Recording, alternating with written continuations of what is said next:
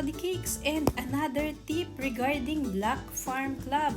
Kasi may mga balita na magbaba na din daw dito. So paano ba natin masisigurado na hindi mababan yung account natin dito sa Black Farm Club? So panoodin natin to. Very quick video lang to kasi may mga syempre nagbabantay sila ng mga robot. And yun yung iniiwasan nila. So ngayon dito punta tayo sa farm. Ito namang banning na to sa daily quest to pwedeng mangyari. So punta tayo dito sa farm and punta tayo dito sa maps. So remember guys, before pag pumunta tayo sa maps, 'di ba? Magki-click tayo ng isang land and then pwede nating i-edit yung URL. Pero sa ngayon, bawal na po 'yun. Huwag 'yun nang gagawin. Technically, pwede nyo pa din siyang gawin, pero meron kayong risk na mapagkamalan kayong isang robot. So kapag napagkamalan kayong isang robot, baka maban po yung account natin. Kaya wag na nating i-edit. So kaya ito, papakita ko sa inyo ngayon. Click nyo lang itong open dito sa world map, sun map, o kaya moon map. And then kapag nag-open na yon, pipili tayo dito ng isang land. Okay, pili tayo. And ito siguro, tandaan nyo na lang. Ngayon, makikita natin pag pumili tayo, 'di ba? Walang plant.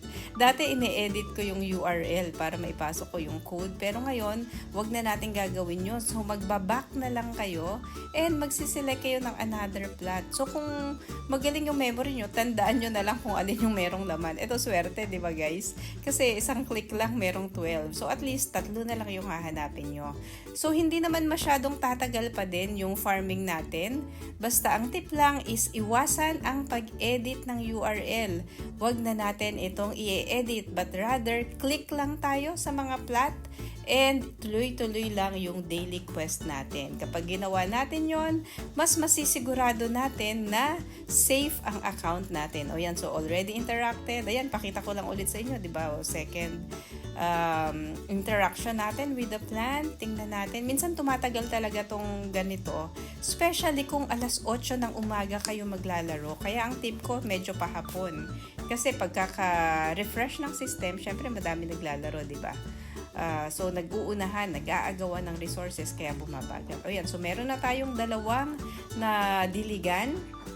And then, pakita ko muna sa inyo, kung sakali natapos na kayo doon, syempre, babalik kayo dito. Pagbalik nyo dito, maghahanap ulit kayo ng bagong land na merong plant para mapunuan yung 15 na daily quest na dilig. And then, after that, pupunta naman kayo sa moon map at saka sun map para magdilig ulit ng 15.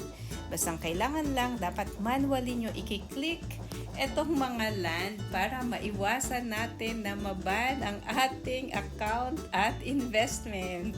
Okay guys, so yun lang yung tip ko. Ito merong back button dito. So rather than yung nasa browser, pwede nyong gamitin ito. Pero minsan may katagalan nga lang to pag clinic. So kanina nasubukan ko na to and medyo matagal siya bago nakapag-load. Ayan, hanggang ngayon di pa siya nagre-refresh. So, pwede nyo pagpilian yung dalawang option na yun. Yung nasa browser or itong back button na ito. So, yun lang guys. Tip lang yon para tuloy-tuloy ang pagkita natin sa Black Farm Club ng walang aberya. So, I just reminded you to make sure that you follow the rules.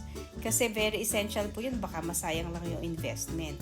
So if you want to know more about BFC and other play-to-earn games, please click subscribe dun sa channel ko po. And maraming salamat.